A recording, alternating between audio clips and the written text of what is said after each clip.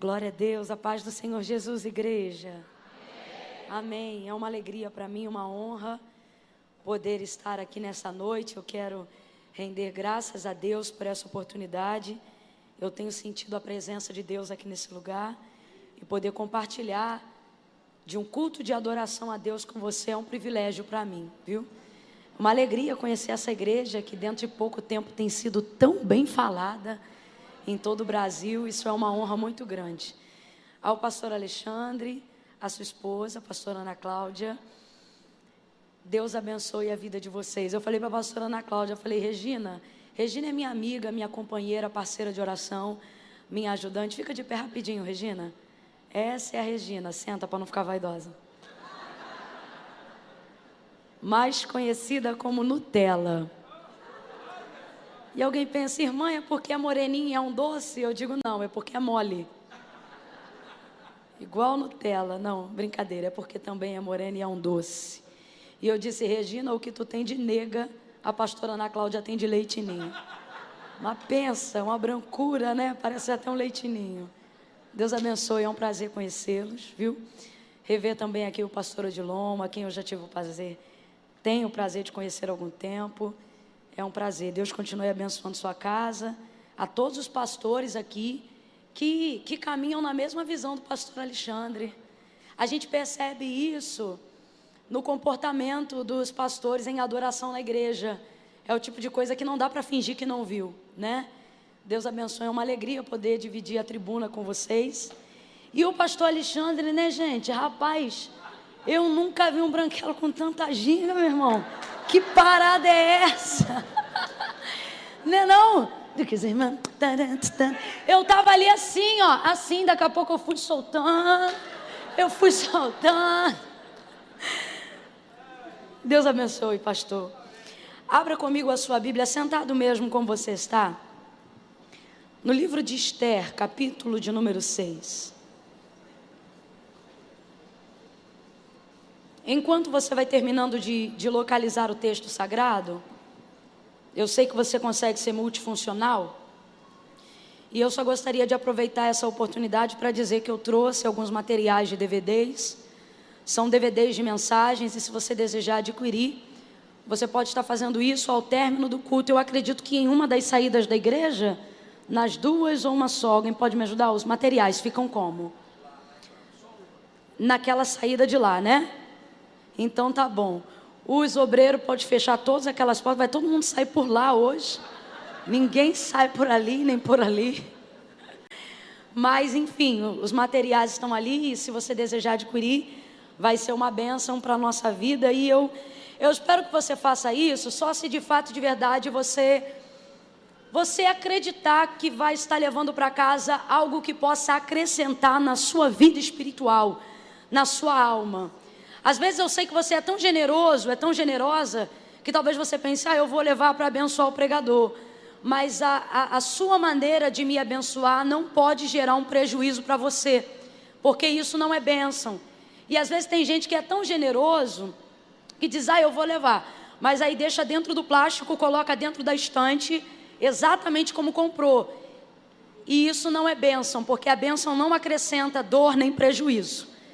Só é válido você levar se você ou for dar para alguém, ou se você for tirar do lacre e introduzir num audiovisual para poder observar o que Deus está falando com você. Entendeu? Eu tenho aqui 3 que eu vou falar rapidinho deles. Tem muitos outros lá, mas eu trouxe esses 3 aqui para poder falar de maneira especial, porque se você só puder levar um para casa, meu desejo é que você leve um, que seja de acordo com a sua necessidade, tá ok? Tem um aqui que o tema dele é assim: para quem não pode esperar.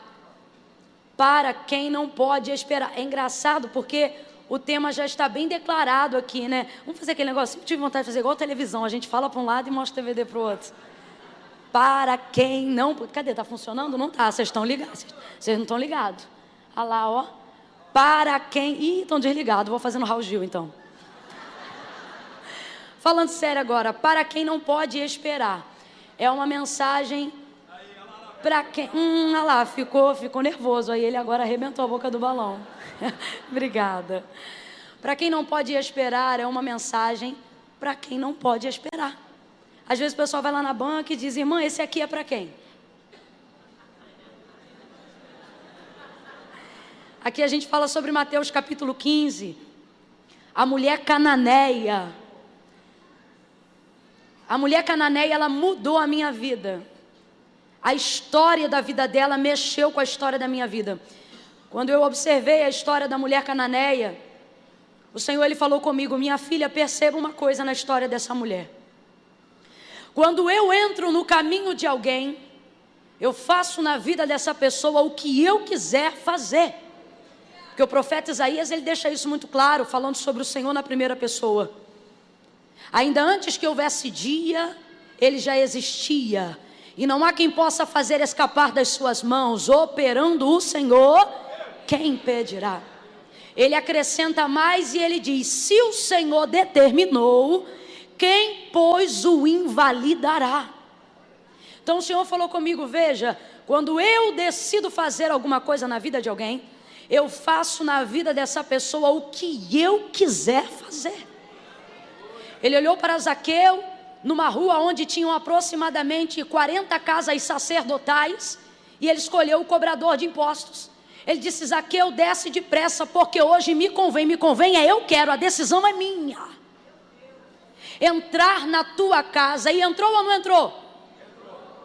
E fez segundo a sua vontade na casa e na vida de Zaqueu. Por quê? Porque quando Deus quer fazer alguma coisa na vida de alguém, Ele faz. E aí ele disse para mim: minha filha, quando eu entro no caminho de alguém, eu faço na vida dessa pessoa o que eu quiser fazer. E o que isso tem a ver com a vida da mulher cananeia? O avesso. Porque não foi ele que entrou no caminho dela, foi ela que entrou no caminho dele. Então ele me disse, isso eu levo para a minha vida: quando eu entro no caminho de alguém, eu faço na vida dessa pessoa o que eu quiser fazer. Mas quando esse alguém entra no meu caminho, eu faço por essa pessoa até o que eu não tinha que fazer. Foi mais ou menos o que aconteceu com a cananeia, porque ele não tinha obrigação nenhuma de libertar uma mulher de sangue cananeu. Ele veio primeiro para os seus. Ela receberia depois da crucificação. Assim como o sangue vertido por eles também foi vertido a nós, e por isso fomos chamados filhos por adoção, assim também chegaria para ela. Porém, ela tinha uma filha miseravelmente endemoniada em casa, então ela não podia esperar. É como se ele dissesse assim: aguarda, a sua hora vai chegar. Não, mas o senhor não está entendendo, eu não posso esperar. Fica aí na sua, que em breve a luz que brilha para os judeus vai resplandecer para os gentios. Não, o senhor não está entendendo, eu tenho uma filha endemoniada agora. Só estou parafraseando para você entender. Então isso aqui é para quem não pode esperar. Aqui a gente ensina, à luz da palavra de Deus, como se interpela Jesus. Porque se interpelar do jeito errado, ele também passa por cima igual um rolo compressor. Para quem não pode esperar. Tem um outro aqui: virtuosas de A a Z. Só os casados digam glória a Deus. Só os que querem casar digam aleluia. É para ambos, tá bom? Para os casados, a gente aqui dá uma receita de como ter uma vida feliz, baseada nas escrituras sagradas, nas palavras da mãe de Lemuel, no livro de Provérbios, capítulo de número 31. E aqui a gente também libera uma palavra para aquelas que desejam casar-se. Não é para quem quer ter carro para andar, é para quem deseja casar. Não é para quem quer beijar na boca, é para quem deseja casar. Mãe Camila, mas isso tudo não são privilégios do casamento? São para quem deseja casar. Para quem não deseja, o casamento vira um fardo. Então é para quem deseja casar, tá? Aqui a gente fala principalmente aos casados, mas libera uma palavra de revelação aos solteiros. Tem gente que diz: irmã Camila, eu estou esperando e nada acontece. Amada, o texto diz: mulher virtuosa. Quem aqui achou um rubi na calçada vindo para a igreja hoje? E um diamante na esquina, você viu? Alguém pegou uma esmeralda no meio do caminho? Dá uma olhada na beira do caminho, vê se tem um diamante, alguma? Não tem. Joia rara é escondida. Irmã Camila, não entendi. O Senhor disse: eu não estou demorando, eu estou preparando um bom cavador para você, minha filha. Tá bom? E ergue-te. Uma mensagem muito forte que o Senhor ministrou ao nosso coração sobre a justiça de Deus. Não é a vingança de Deus, é a justiça de Deus. A justiça de Deus, ele é Jeová Tsidekenu Yahvé.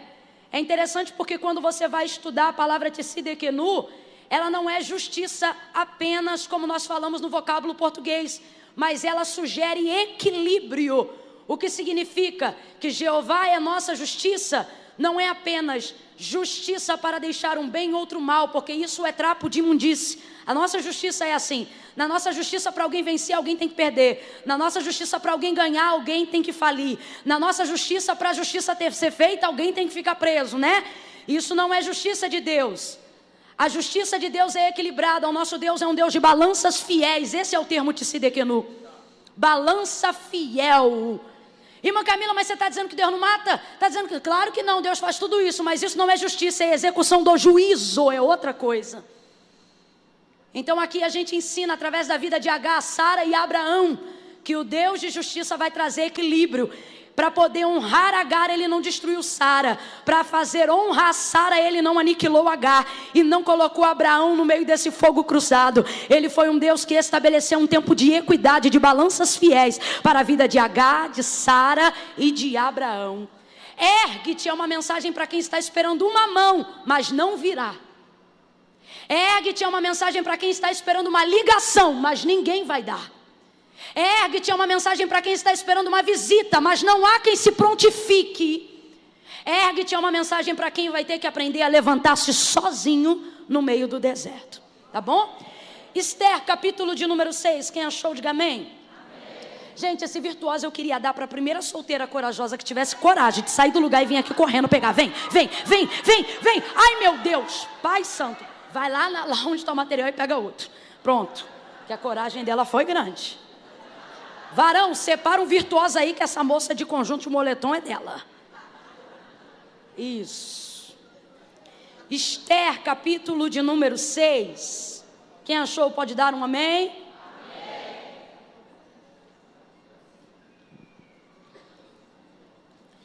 Há 2 dias atrás eu estive com uma grande amiga. Nós tivemos a ideia de pregar uma mensagem juntas. É uma coisa que de vez em quando o Senhor nos dá uma estratégia para fazer. A gente escolhe um texto, estuda o texto junto e simultaneamente a gente prega junto. E há 2 dias atrás o Senhor confiou essa palavra ao meu coração e ao coração dessa amiga, a missionária Gabriela Lopes. E hoje, vindo para cá, o Espírito de Deus trouxe ao meu coração uma vez mais essa palavra e Ele disse que era para esse tempo. Oh, aleluia. Esther, capítulo de número 6. Nós vamos ler apenas do verso 1 ao 4. Quem achou, diga amém. Amém. Naquela noite, o rei não pôde dormir, de sorte que mandou trazer o livro das crônicas, os registros do seu reino, os quais se leram diante dele. Achou-se escrito então que Mordecai, ou Mardoqueu, tinha denunciado a Bigtã e a Teres, os 2 oficiais do rei, guardas da porta, que tinham conspirado para assassinar o rei Assuero. E perguntou ao rei: que honra e reconhecimento se deu por isto a Mardoqueu? E os moços do rei disseram aos seus servos: coisa nenhuma se lhe fez. E disse o rei: quem está no pátio? Ora, Amã tinha acabado de entrar no pátio exterior do palácio do rei para dizer ao rei que se enforcasse a Mardoqueu na forca que lhe tinha preparado. Disse o rei: quem está no pátio? Ora, Amã tinha acabado de entrar no pátio exterior do palácio do rei para dizer que se enforcasse a Mardoqueu na forca que lhe tinha preparado. Somente até aqui você pode dar um glória a Deus? Glória a Deus, aleluia. Esse judeu Mardoqueu, ele está de pano de saco, com cinza sobre a cabeça e posicionado já há algum tempo na porta do palácio real. Ele adotou esse comportamento porque houve um edito real para que viesse aniquilar o seu povo.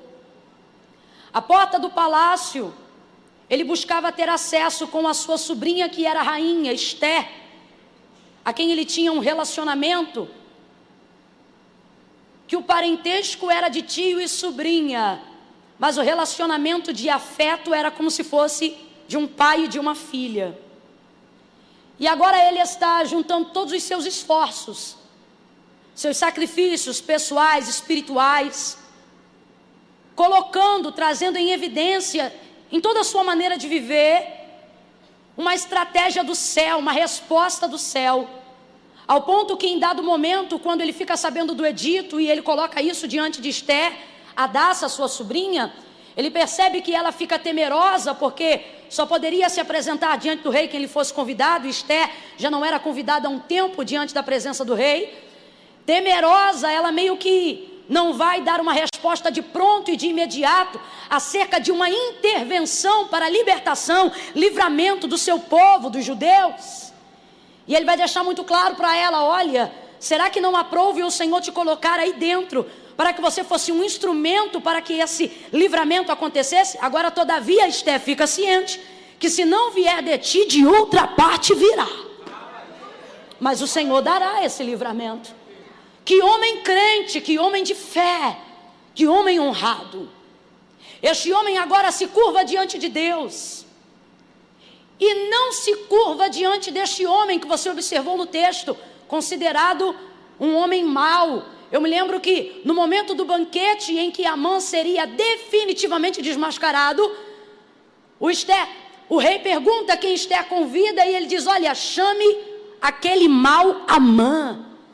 Amã tem a figura da malignidade dentro de todo o contexto histórico do livro de Ester. É ela mesma que coloca isso, e a gente observa isso pela maneira com que ele agia. Um homem que fazia uso da autoridade para desmerecer as outras pessoas.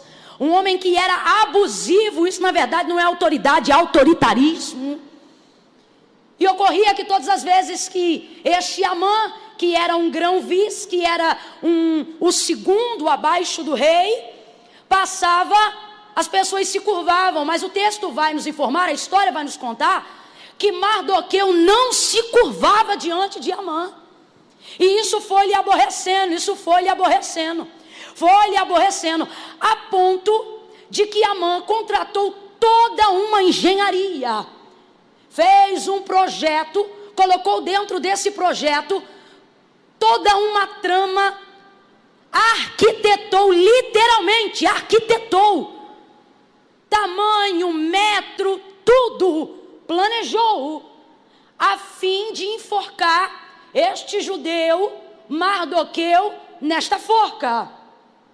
Enquanto tudo isto está acontecendo, enquanto faltam poucos dias para que uma perseguição se dê aos judeus, eles sejam mortos sem direito de defesa e tenham todos os seus bens despojados para os seus inimigos, enquanto Mardoqueu está vestindo pano de saco, trazendo cinzas sobre a cabeça, e Ester está entrando no período de jejum, a fim de também ser usada como uma ferramenta de livramento para o povo de Deus, para o seu povo, Amã está traçando todos esses projetos, e uma vez concluída a arquitetura de morte que ele tramou contra Mardoqueu, o texto diz que naquela noite, que antecipava a noite que Amã já havia determinado no seu coração entrar no palácio para poder comunicar ao rei o consentimento da morte do judeu Mardoqueu, o texto vai dizer que o rei perde o sono.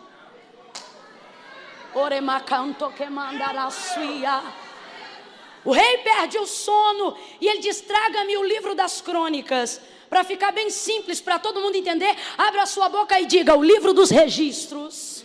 Diga: registro. Traga-me o livro das crônicas, o livro do registro. Vem os seus servos, colocam o livro das crônicas, o registro. O que é o registro? O registro é quando você deixa anotado um feito tão grande que não pôde passar desapercebido. Um feito tão importante que desencadeou alguma coisa. Um feito tão importante que precisa ser colocado em linhas. Quando você pensa algo e guarda para você, o pensamento é seu. Quando você registra algo, você está fazendo questão que alguém tenha conhecimento sobre aquilo. Ele agora vai começar a meditar e vai observar os registros. E de repente, olha que coisa interessante, não apenas nessa causa agora com o seu povo, mas muito antes, numa causa que não envolvia o povo, Mardoqueu já tinha a nobreza de promover livramento para um rei que não era da sua etnia. E o texto vai dizer que ele, ao observar aquele livro, percebeu que Mardoqueu havia denunciado e automaticamente desbaratado um estratagema de alguns guardas para poder assassinar o rei Assuero. Ele vai dizer aqui e deixar muito claro, ele denunciou a Bigtã e a Teres. Isso aqui é maravilhoso, é um homem de coragem. Quem denuncia tem que dar a cara para bater. É tremendo, é por isso que o rei deseja agradar-se da honra de Mardoqueu, porque Mardoqueu, ao denunciar alguém, não é o tipo da pessoa que pede para gabinete para dizer, eu ouvi dizer. Ele não é do tipo da pessoa que pede para conversar para dizer, olha, eu estou sabendo. Não, ele é o tipo da pessoa que diz, tem nome, tem endereço, eu ouvi, e pode botar o meu nome para dizer que sou eu que estou falando. Ele denuncia a Bigtã e a Teres e livra o rei de uma conspiração para assassinato. Eu não sei se você está entendendo, mas é uma pessoa, é um livramento que produz a uma pessoa, que beneficia toda uma nação. Foi isso que Mardoqueu fez. Isso foi registrado. Um registro de um feito realizado em oculto. E por isso não gerou recompensa imediata, mas foi registrado. Ainda não foi recompensado, mas está. Ainda não foi publicado, mas está. Ainda não saiu no jornal, mas está. Teu pastor ainda não sabe, mas está. Teus filhos não viram, mas está. O Senhor te trouxe hoje aqui para te dizer, a honra que você faz em secreto gera recompensa em público. Aquilo que Mardoqueu fez vai gerar um registro real. Quando você abre a sua Bíblia, no livro do profeta Malaquias, capítulo 3, verso de número 16, você vai ver Israel vivendo um tempo de apostasia espiritual. Eles estavam tão distantes daquilo que agradava a Deus, no que tange a entrega de ofertas e sacrifícios, principalmente, que o povo via que a sentença não vinha de Deus. Então o povo começou a dizer entre si, olha, pode ser soberbo mesmo, porque não há paga para esse pecado. Quer saber? Pode viver desregrado como nós estamos vivendo, porque não há quem sentencie o que nós estamos fazendo. Deus vai usar a boca do profeta Malaquias para denunciar esse comportamento de Israel. Contudo, todavia, o versículo 16 vai dizer, mas diga aí, Malaquias, que todos aqueles que temem ao meu nome e todos aqueles que falam em meu nome, há um registro e um livro de memorial diante de mim, aonde está anotado o nome de cada um. O que Deus está dizendo é, para quem quer pecar, que peque. Para quem quer ver o circo pegar fogo, deixa pegar. Para quem está achando que não tem consequência, que continue fazendo. Diga apenas para os meus servos que eu tenho visto todas as vezes que eles mencionam o meu nome com temor. Isto está registrado, Malaquias. Pega na mão de pelo menos 2 pessoas aí, vai. Não segura de qualquer jeito, não. Segura com graça, meu irmão. Aperta a mão dessa pessoa e diga para ela, há um registro. Há um registro. Há um registro. Eu não vi, teu marido ainda não viu, mas Deus te trouxe aqui para dizer, está anotado nos meus registros reais os teus feitos. Oremandaca sobre ela. Há um registro, mulher. Há um registro, homem.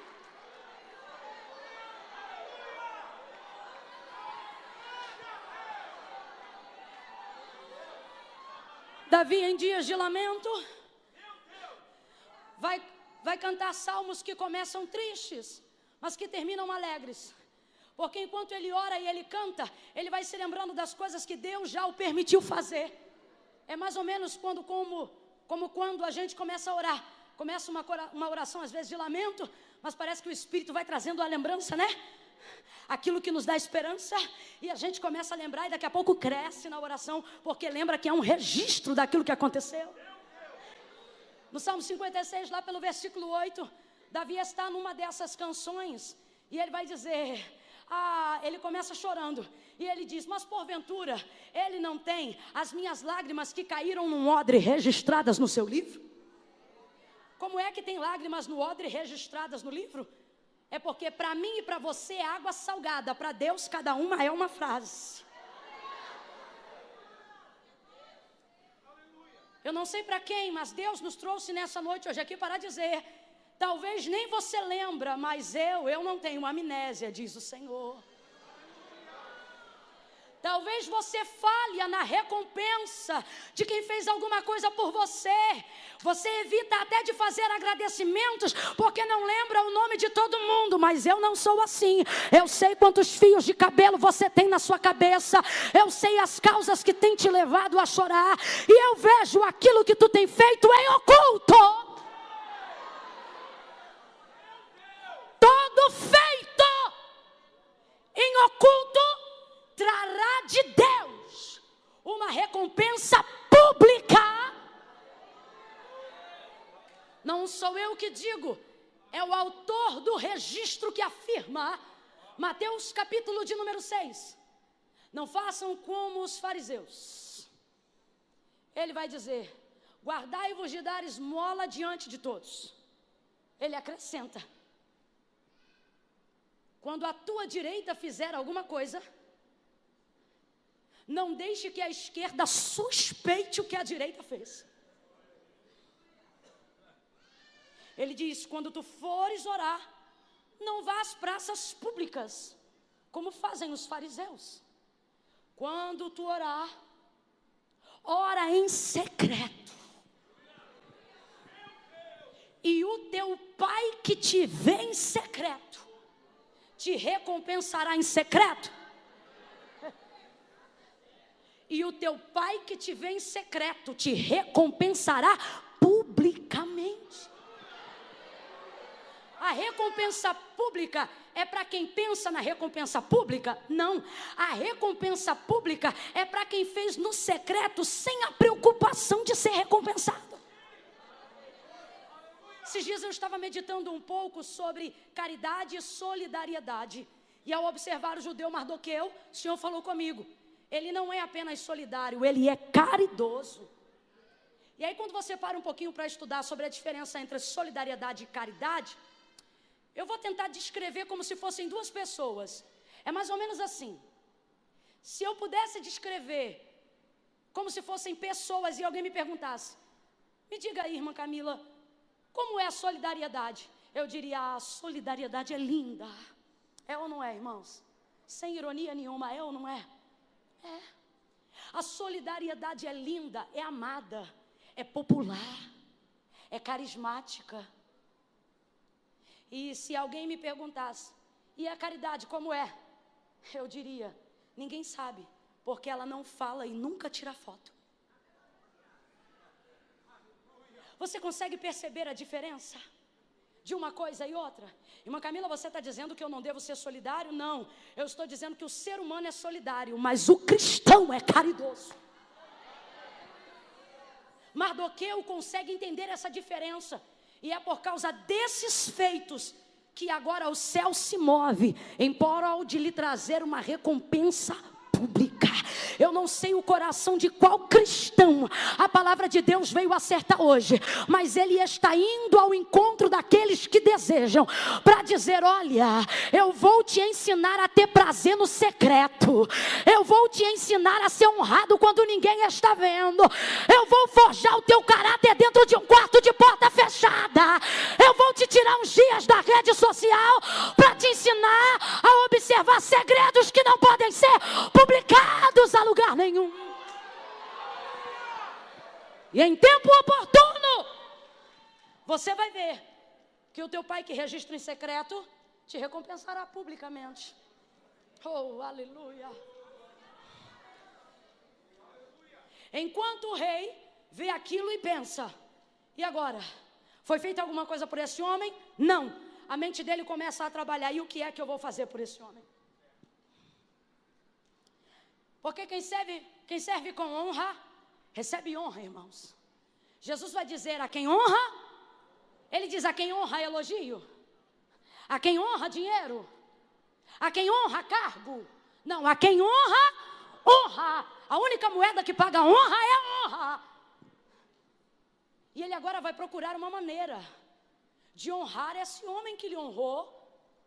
E ele começa a pensar: o que eu vou fazer para honrar esse homem? O que eu vou fazer para honrar esse homem? Enquanto ele está pensando em si, ele já estabeleceu um decreto. Qual decreto? Eu vou honrar ele. Eu ainda não sei o que eu vou fazer, mas que eu vou honrar ele, eu vou. Dentro dele, ele já estabeleceu um decreto. Ocorre que ele quer uma ajuda para saber de que forma ele pode estabelecer o decreto do seu coração. E aí ele pergunta: tem alguém aí fora? E os guardas respondem: Amã acabou de chegar. A gente leu aqui que Amã tinha acabado de chegar, por quê? Porque ele queria falar do projeto da forca que preparou para Mardoqueu. Quem lembra disso, diga glória a Deus. Só que enquanto ele vem para trazer um projeto, o rei já estabeleceu um decreto. Enquanto ele vem com um projeto, o rei já determinou em seu coração fazer algo para honrar a Mardoqueu. Às vezes a gente se preocupa com os projetos do nosso adversário em nossa direção. E a gente pensa: rapaz, eu sei que estão projetando, eu sei que estão falando, eu sei que estão arquitetando. Só que pare para analisar: o que o inimigo tem? Um projeto. O que Mardoqueu tem? Um feito. Um projeto nunca será maior do que o feito. O nome de Mardoqueu não está nos registros reais, porque ele tinha projetos. O nome de Mardoqueu está nos registros reais, porque ele tinha projetos não entram nos registros. O que entram nos registros são realizações. Quando você vai contratar alguém, quando você deseja ter alguém do seu lado, você escolhe alguém que tem projetos ou alguém que tem realizações. Que obreiro é bom, pastor? O obreiro que diz: pensei nisso, pensei nisso, pensei nisso, pensei aquilo. Ou o obreiro que diz: já fiz isso, já fiz isso, já fiz isso e já fiz aquilo. O que o inimigo tem é um projeto. O que Mardoqueu tem é o projeto não libera decreto, mas o feito estabelece o decreto. Amã vem entrando com um projeto, só que ele vai dar de frente com um decreto. Quando Ecabada sebre com Manaio, se eu fosse você, eu já estava glorificando, porque eu não sei se você está entendendo, mas Deus te trouxe nessa noite de domingo para te dizer: não temas os projetos, eu estabeleci sobre a tua casa decretos que vêm antes dos projetos que o teu adversário projetou. Veja, o projeto é engenhoso. O projeto já está praticamente executado, mas ele será interpelado por um decreto. Amã e nem ninguém que execute um projeto está habilitado para realizar um decreto, a não ser o rei. Da boca de quem sai um decreto? Da boca da única pessoa que pode determinar o fim de alguma coisa. Decreto é pontuar.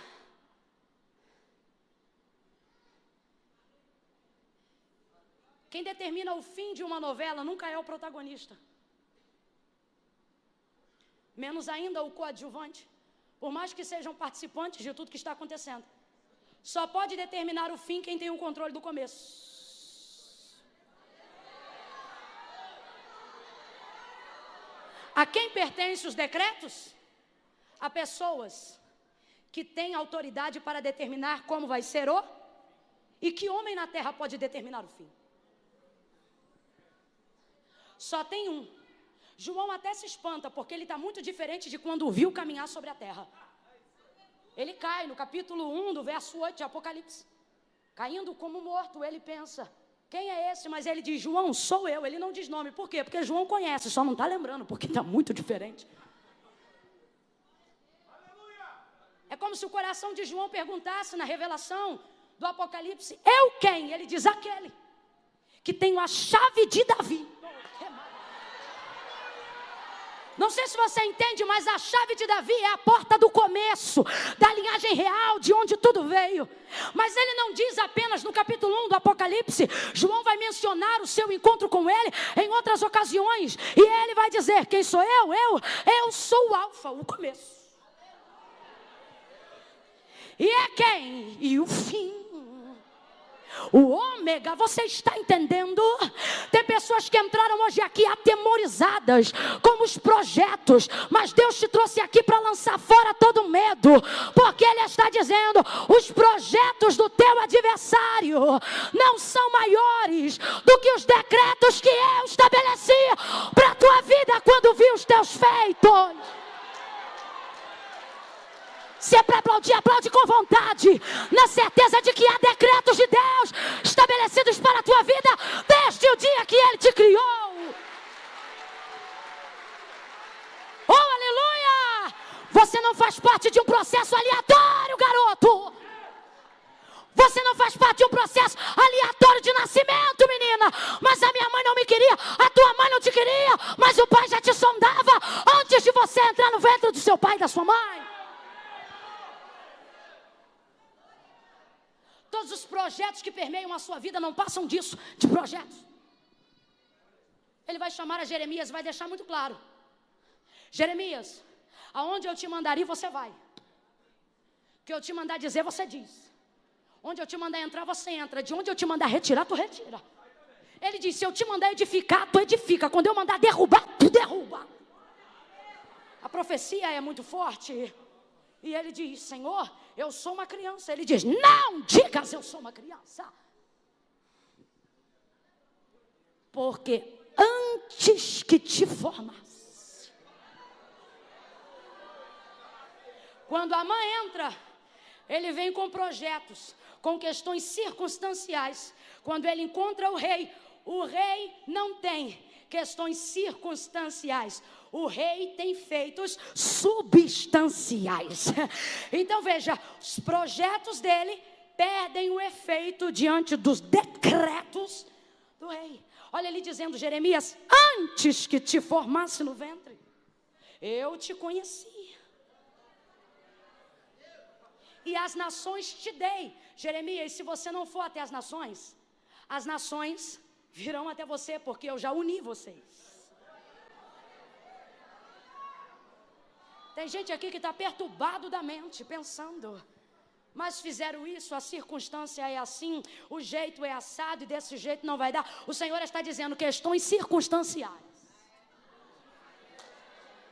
Eu me lembro quando o Senhor chamou a Moisés no meio da sarça e disse, Moisés, vai porque tu serás o libertador do meu povo. Ele disse, Senhor, eu não sei falar. E a ira do Senhor se acendeu contra Moisés, diz o texto. Por quê? Porque Deus fica, eu vou usar um termo só para a gente entender, indignado de ver a gente apresentando questões circunstanciais diante de palavras substanciais. A palavra é, eu te chamei. Ele diz, olha, mas eu não sei falar. Aí a ira do Senhor se acende contra Moisés e diz, quem fez a boca do que fala, Moisés?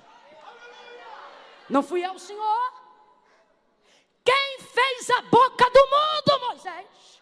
Eu não sei se você está entendendo, mas o que Deus está dizendo é, Moisés, eu não estou te chamando porque você fala, porque se você fosse mudo, isso também não seria empecilho para eu te usar.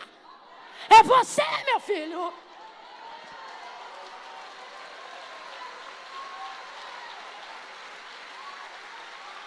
Eu já decretei, eu já estabeleci, ainda antes que houvesse dia, ele já existia, e não há quem possa fazer escapar das minhas mãos, mas eu estou devendo, e não há quem possa fazer escapar das minhas mãos, mas estão me perseguindo, e não há quem possa fazer escapar das minhas mãos, mas o meu marido não é crente, e não há quem possa fazer escapar das minhas mãos.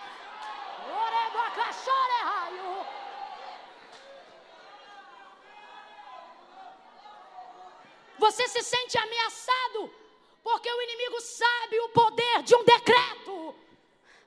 É por isso que ele lança contra você projetos com cara de decretos. Então ele vem com um nível de ameaça, como se aquilo estivesse decretado. Eu vou matar, eu vou destruir, eu vou acabar, eu vou eliminar. É assim que ele age, ele já age assim há muito tempo. Quando você observa o livro de 2 Reis, capítulo de número 20, se eu não me engano, 1 Reis 20, você vai observar um homem chamado Ben-Hadad, que se levanta contra o rei de Israel, Acabe, naquela ocasião, e ele manda um mensageiro liberar para Acabe um decreto. Fala para ele que amanhã, antes do meio-dia, tudo que é dele é meu, e todo o povo desta terra se tornará escravo do meu reino. Acabe, ao ouvir aquilo, frouxo como era, manda a mensagem de paz. Quando o inimigo manda a mensagem de guerra, não devolva a mensagem de paz. Tem gente que prefere ficar quietinho para evitar o estardalhaço. Você pode levantar bandeira branca para qualquer ser humano nessa terra, mas quando o inferno levantar, com ele não tem paz, é guerra. E ele diz, Acabe então vai ficar com medo. Ele diz, meu irmão, vai chamar o inimigo de irmão. Meu irmão, não faz isso não, minha casa é tua, meus filhos são teus. Fica comigo, fica à vontade, vamos jantar, vamos almoçar. Quando você tenta estabelecer paz num reino espiritual que deseja te armar guerra, ele não retroage nem se aliança, ele expande o território. Antes era só a parte de Israel. Aí agora ele manda um segundo recado e ele diz assim, agora porque tu disseste que é meu irmão, fica ciente que amanhã, antes do meio-dia, o pó de Samaria não será o suficiente para conter embaixo dos meus pés. Ele estava numa parte e entrou agora na outra. Acabe fica cheio de medo, o profeta se levanta. O profeta que o Senhor envia diz para ele, pode ir contra eles. E aí ele pergunta, mas quem ataca, eu ou eles? Aí o profeta diz, quem ataca é a gente. Mas quem começou foi ele, exatamente. Quem pode entender? Quem pode entender? Às vezes alguém não entende a estratégia de ataque da igreja. Às vezes alguém não entende a estratégia de ataque da oração nas regiões celestiais. E diz, mas por que você ora assim? Mas por que você fala assim? Eu falo assim porque aqui você está vendo eu atacando. Mas não sabe que quem começou foi ele. Quem ameaçou foi ele. Ele se levanta contra o exército. E o texto diz que o Senhor entrega os assírios na mão de Israel. Os assírios saem em fuga, são eliminados. Cabo de um ano, passa a revista. Levanta-se o exército de novo para contra-atacar Israel. E eles diziam, dessa vez nós venceremos.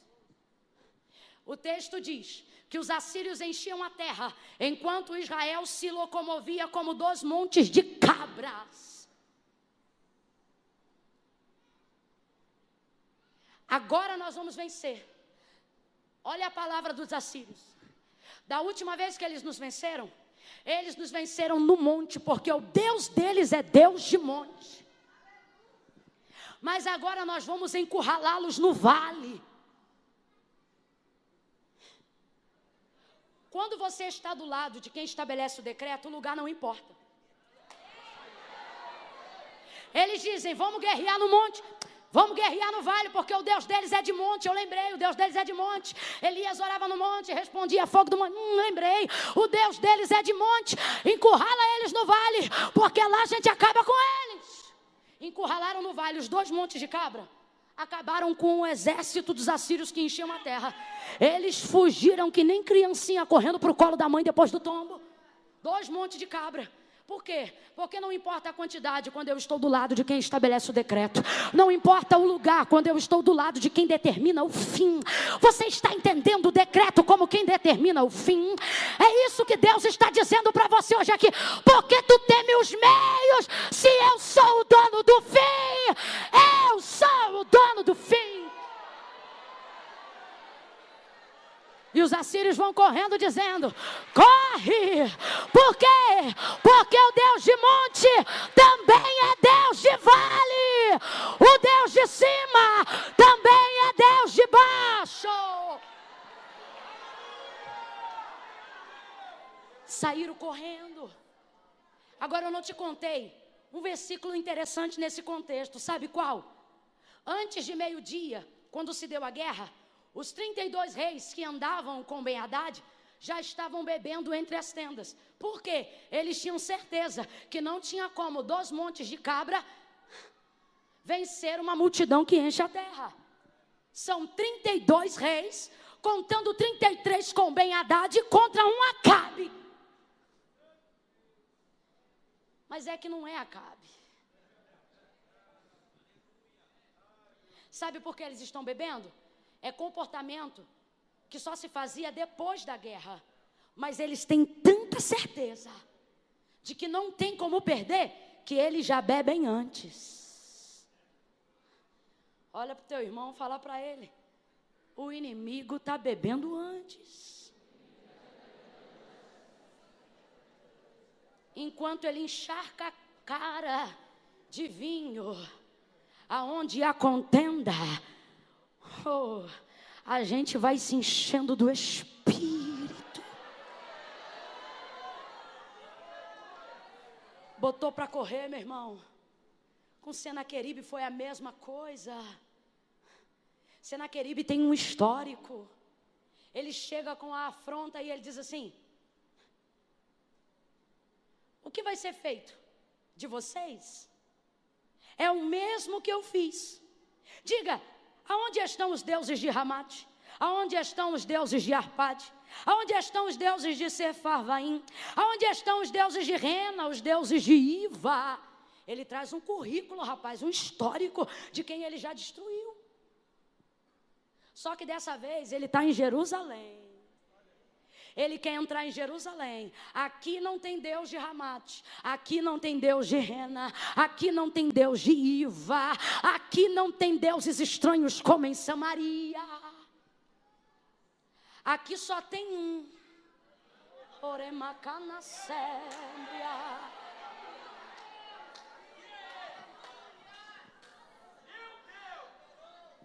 O que o Senhor fez? Como um anzol, lhe pôs um freio e lhe puxou de ré pelo caminho que veio. Deus nos trouxe hoje aqui para lembrar que o Deus que você serve é o Deus do início, do meio e do fim. Juízes capítulo 6, Gideão conhecido como Jerubbaal. Jerubbaal, destruidor de altares de Baal. Quando o Senhor lhe apareceu no terreno de seu pai, ele acabou com o altar de Baal. No outro dia, os anciãos e os demais adoradores de Baal da cidade se levantaram para dar cabo da vida de Gideão, que por eles ficou conhecido como Jerubbaal. Joás, que também era adorador de Baal, quis poupar a vida de seu filho, se colocou à frente de Gideão e usou as seguintes palavras: agora vocês vão contender por Baal? Agora são vocês que vão pelejar a peleja de Baal? E aí eu fico impressionada, porque para proteger o filho, ele diz para eles: pois se Baal é Deus, que se defenda. Aí eu te pergunto, Baal se defendeu de Gideão? Baal se defendeu da marreta?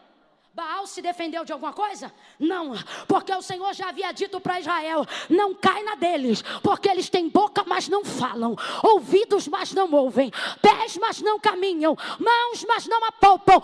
Antes precisam ser carregados por aqueles que foram criados. E o nosso Deus nos trouxe aqui para lembrar da sua grandeza. E Ele está dizendo em contrapartida a isto: Ele tem olhos como chama de fogo, Ele tem os seus pés como latão reluzente, e na sua coxa direita está escrito: Rei dos reis, Senhor dos senhores. Levante a sua mão para adorar ao Deus que fala, ao Deus que defende, ao Deus que julga, ao Deus que protege você, e que nessa noite está desfazendo projetos pelo poder dos seus decretos. Oh, aleluia! Oh, aleluia! Aleluia! Aleluia! Oh, aleluia! Adore esse Deus!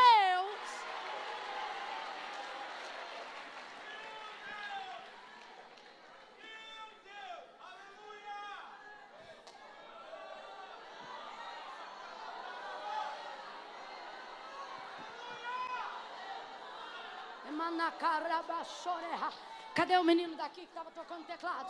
Rebaracebre com marachuia. Camanda sebe. Soreha. Recamana soreha. Ebadaca soreha barachuia. Os decretos, isso aqui é aspas, tá? Aqui, ó. Os decretos que o teu adversário arquiteta contra você não passam de projetos.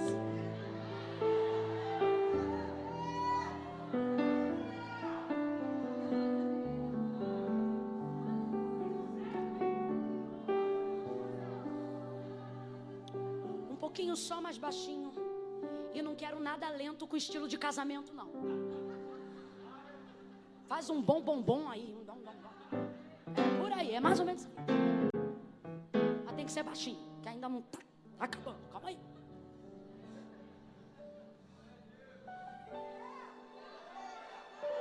Veja como todos os projetos de Amã contra Mardoqueu foram frustrados, porque decretos suplantam projetos.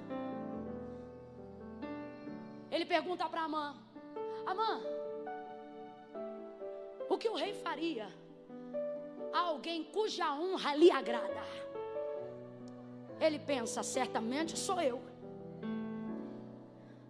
Faz o seguinte: coloca a sua coroa nele, veste com as vestes reais, faça ele montar no seu cavalo real e coloque para puxar a rédea do cavalo um dos príncipes maiorais.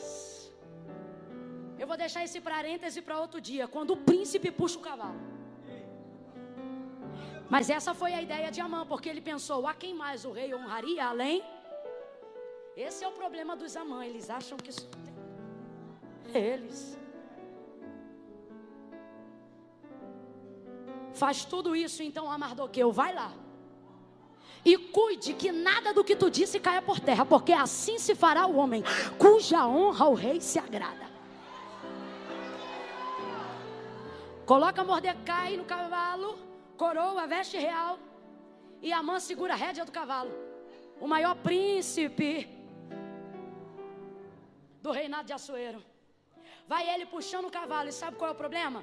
Ele tinha que anunciar periodicamente o respaldo da honra.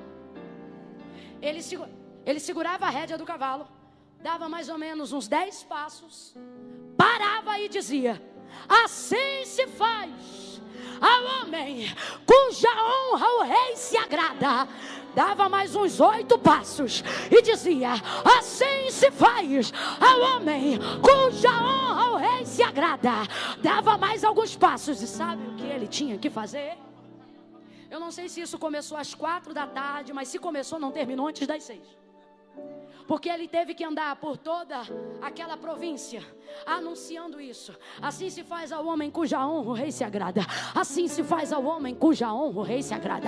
Assim se faz ao homem cuja honra o rei se agrada. Assim se faz ao homem cuja honra o rei se agrada. Assim se faz ao homem cuja honra o rei se agrada. Irmã, que coisa linda! Eu quero essa coroa, também quero veste, eu quero cavalo e o anúncio do príncipe. O Senhor está dizendo: a coroa é boa, a veste é linda, o cavalo é imponente, mas tudo isso é nada sem o anúncio. Por quê? Porque o anúncio respalda a indumentária. É assim que fala, indumentária? Indumentária. Sabe por quê? O anúncio traz todo o respaldo daquilo que está sendo feito. Às vezes a gente dá valor demais à veste. Só que deixa eu lhe dizer uma coisa: toda a indumentária, toda a veste sem o anúncio não é honra, é fantasia. Você sabia que bobos da corte também usavam tecidos reais? Porque eles precisavam contracenar algumas cenas da família real. Conta a história com H mesmo, tá? História arquivada, registrada. Que bobos da corte também têm acesso a tecidos reais para construir as suas fantasias.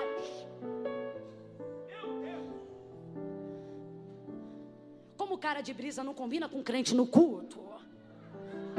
Eu vou falar bem rasgado, que é para todo mundo entender.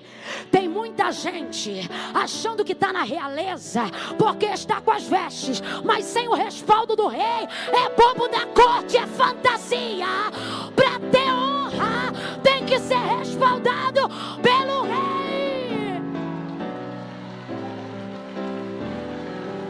Nenhuma autoridade na terra ocupa nenhum lugar de honra se antes de ocupar, primeiro não ser anunciada.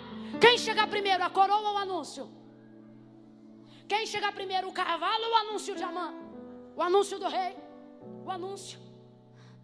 Porque ele respalda a coroa, ele respalda a veste, ele respalda o cavalo, ele respalda a honra. Honra tem que ter respaldo. Nenhuma autoridade na terra ocupa lugar de honra sem ser anunciado. Até eu que não sou nada, não cheguei aqui e disse: olha, hoje quem vai pregar sou eu. Não. Hoje está conosco a irmã Camila, vem. Você já viu o presidente fazer um anúncio sem ser primeiro anunciado por alguém?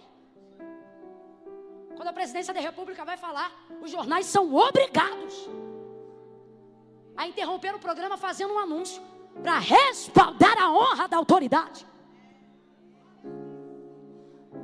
Leva mal não, irmão, é desse jeito que eu estou falando. Tem muito bobo da corte fantasiado querendo dizer que é da realeza. Cadê o respaldo? Cadê a mensagem do rei? Eu não quero viver uma vida de vitória em Deus por fidelidade, porque aí é caráter de Deus, Ele é fiel. Eu não quero viver uma vida de vitória em Deus pautada apenas na sua misericórdia, porque aí é da parte de Deus. Coisa boa é viver do seu agrado, porque aí não é apenas fazer porque Ele quer, é porque Ele faz, é fazer porque Ele se agrada. Respaldo. Cadê o respaldo, irmão? Mardoqueu tem respaldo, e o Senhor nos trouxe hoje aqui para te dizer: a tua honra não vai caber especulações. Eu vou deixar claro que foi eu que dei, que foi eu que fiz, que foi eu que levantei. Chega de viver num mundo de fantasia. O bordão na mão de o bordão de Eliseu, o cajado de Eliseu na mão de Geazi é fantasia. Eliseu diz: Geazi, vai lá, pega o meu cajado e deita sobre o filho da sunamita. Ele deita sobre o menino, e aí, o que acontece? Porque tem cajado, mas não tem respaldo. Aí você vai dizer: irmã Camila, nada a ver, pode ser que Deus não quisesse fazer. Não, é do jeito que eu estou te falando. Tem que ter respaldo, sabe por quê? O mesmo Eliseu vai usar uma coisa que não era dele, e até a partida de Elias. Elias sobe, a capa desce. Olha o contraste. O cajado na mão de Eliseu não faz nada, é fantasia. Perdão, o cajado de Eliseu na mão de Geazi não faz nada, é fantasia. Mas a capa de Elias na mão de Eliseu abre o Jordão. É Deus dizendo: quem tem respaldo? Quem tem respaldo? Quem tem respaldo?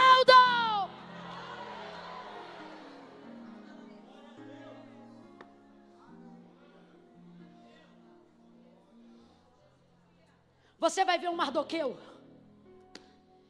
que não se preocupa em saber se a mãe está projetando alguma coisa contra ele ou não. Nem vou entrar nisso.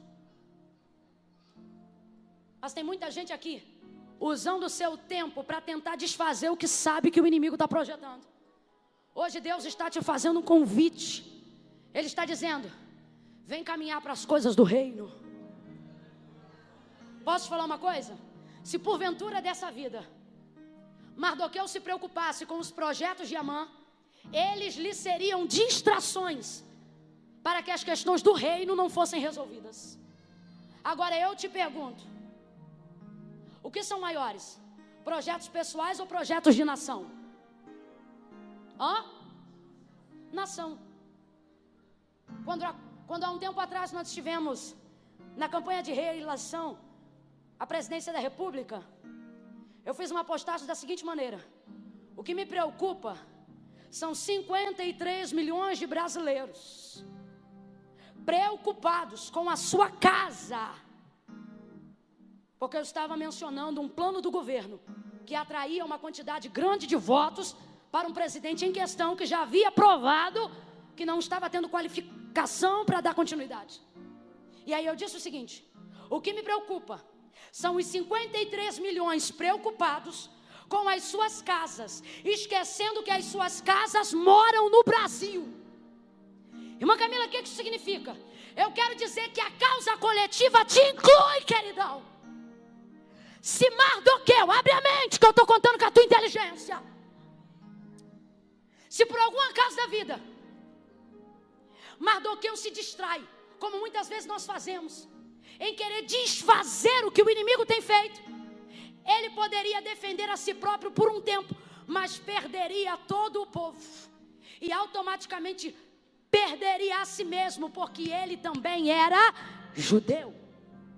Agora, quando ele luta pelo todo, ao salvar o todo, ele salva. É gente envolvida com muita picuinha pessoal. São pessoas que não estão entendendo que os projetos de Satanás contra a sua vida são distrações para te tirar do foco em que a causa do reino é maior. Olhe para pelo menos duas pessoas e fala bem alto para ela ouvir. Diga para ela: a causa do reino é maior. Não, você ficou sem graça. Olha para ela e diga: a causa do reino é maior. Deus te deu a alegria de te colocar numa causa que é maior do que você.